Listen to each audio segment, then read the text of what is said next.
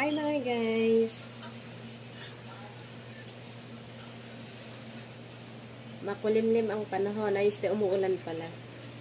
So, ang gawin natin is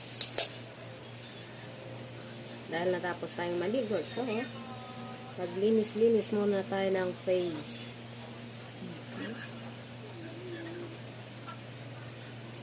Para kahit maulan ay magiging blooming pa rin tayo. Huwag ilang pansinin ang background ko, ha?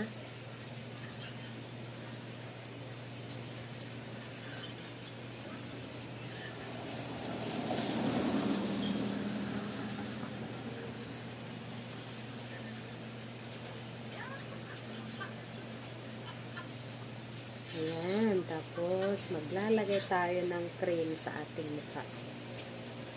Cream lang.